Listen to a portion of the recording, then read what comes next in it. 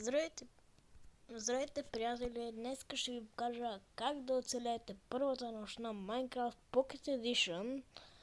От сега искам да ви кажа, че не съм от най-добрите Майнкрафтъри, така да се каже, но пак ще ви покажа как да оцелеете. Ще се създадем едно свят с Random Seed и да започваме. Както виждате, аз имам скин. Ето го моя скин. Сега да съберем малко дърво, защото без дърво няма живот, така се каже.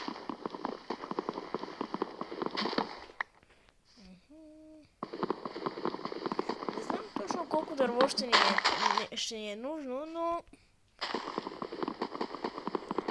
ще вземем за всеки случай.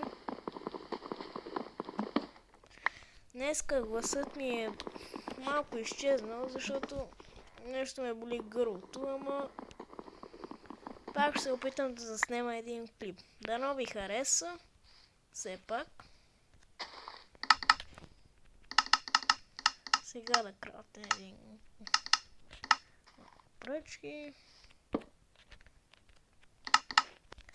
Първото нещо, което трябва да направите, отивате в земята. Малко странно, че първото нещо, което трябва да направите, отивате в земята.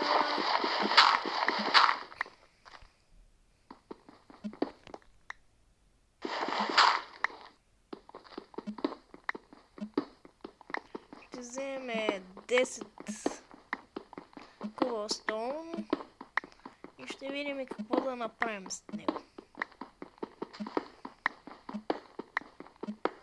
Айде дай за всеки случай 13 и отиваме горе. Сега много от вас ще казват: направи си къща. Няма да си направя къща. Сега ще ви покажа най-лесния начин как да си направите къща, и то за няколко секунди. Отивате при някаква планина, например, това не е планина точно. Нещо като планина, ето тук. Изваждате кирката и правите така.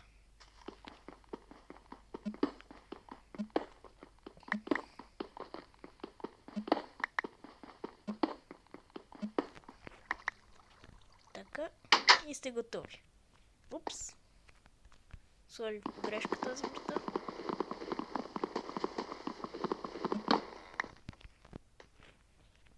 И сте готови. Това ви е къща за няколко дена, за да се развиете, да вземете дърво и да се развиете.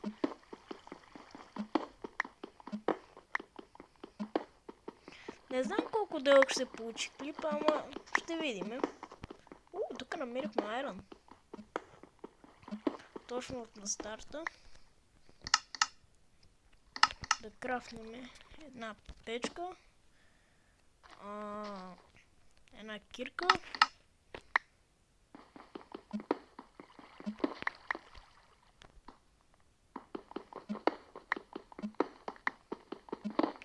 И тук виждаме, има и кол. Много е добре това.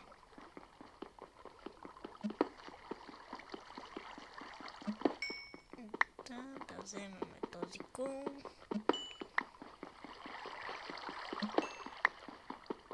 Това е, за ви кажа, това е версия 12.0 някъде. 12.0.1 майче беше.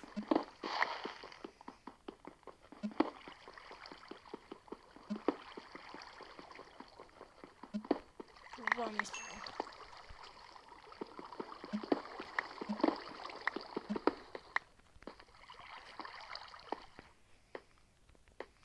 Отиваме да убиваме малко за храна.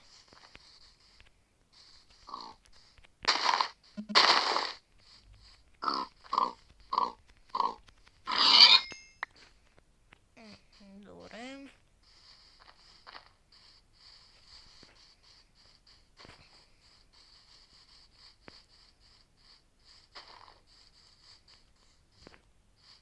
не убивайте малките животни, защото те нищо няма ви дадат. Освен едно, кокошките ви дадат храна. И няма нищо. Ако намериме бяло дърво или черно, ще ви покажа един трик, който може да го използвате на Minecraft Pocket Edition и на Minecraft за компютър. Ама ако има, защото с тези обикновените дърви няма да проработи този трик. Когато видим, че почва да става нощ, се прибираме. Даже от сега почваме да се прибираме. Защото и хънгър барани.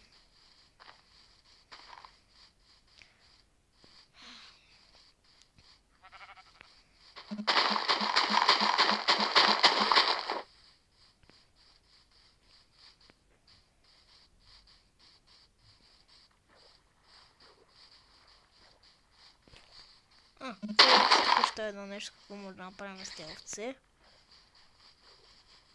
Да си направим легло. И тук, както виждаме, има и кокошка, което е добре.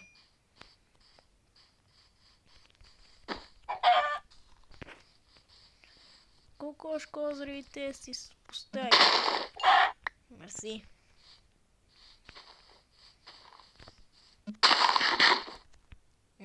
Не яще сурово пире, иначе ще ви даде пойзън.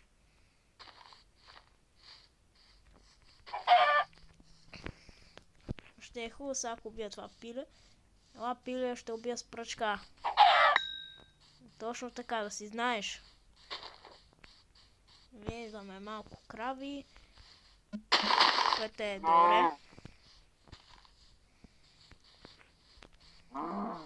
На 3 хънгър бар съм, което е лошо. А дано тези краи да дадат някаква храна. Да дадат доста храна, защото ще ми трябва. И за закуска ще си оставиме едно от тези краи. Да имаме.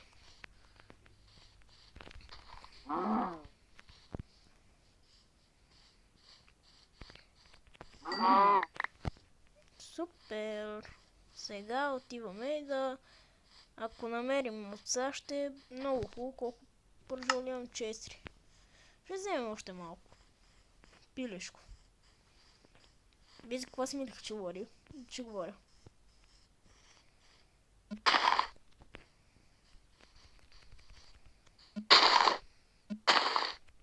Кокошка.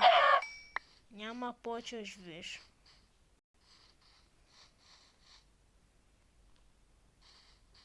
Не ми кажи, че само се забоих. Мале, много съм зле. Ще си направим още една къща. Тук виждаме и овце, което е добре. И вече имаме легло, за това исках овцете. Ако някои хора не знаят как да направят легло, което малко се съмнявам, сега ще ви покажа.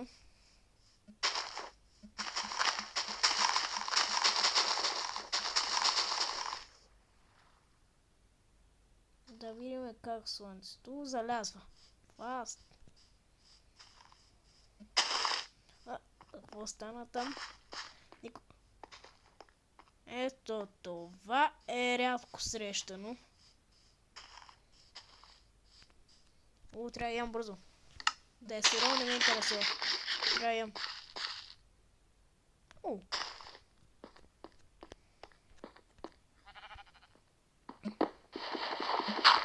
Не, тук. Тук.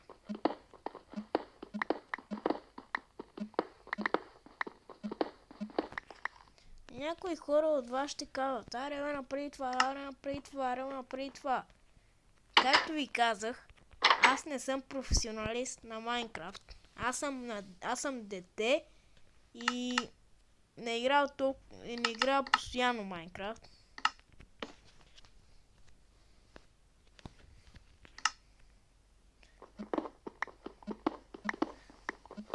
Не знам колко 10 минути за сега стана клипа. Към 15 минути ще стане общо. Ще трябва да вземем малко дърво.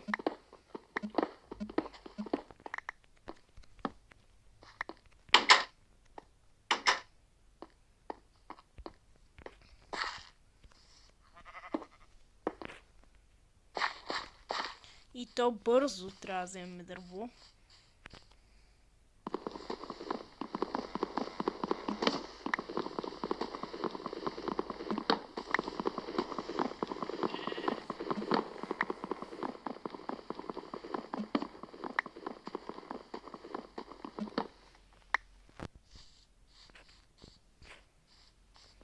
Бързо да оцеляваме.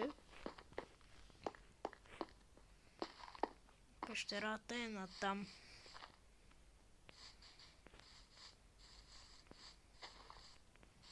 Накъде пещерата е? Не съм сляп.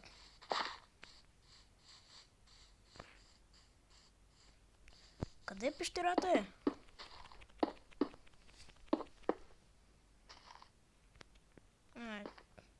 О, не.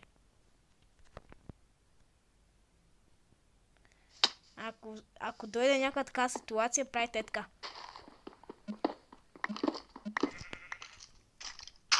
Е така. Слагате един торч и си правите къща.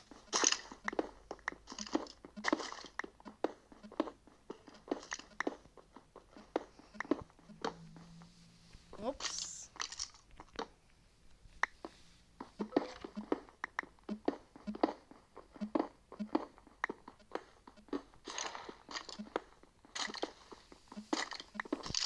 Този звук малко отгоре не ми харесва какъв е. Слагаме така. Правиме лекло. Печка. Взимаме печката. Слагаме така. Бързо да направим.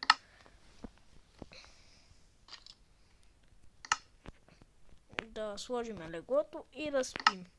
И хора, смятам това да е края на този епизод. Как да оцелем първата нощ на Майнкрафт. Напишете в коментарите какво мислите и ако ви е харесал клипа, не забравяйте да се абонирате, защото ще има много клипове на Майнкрафт.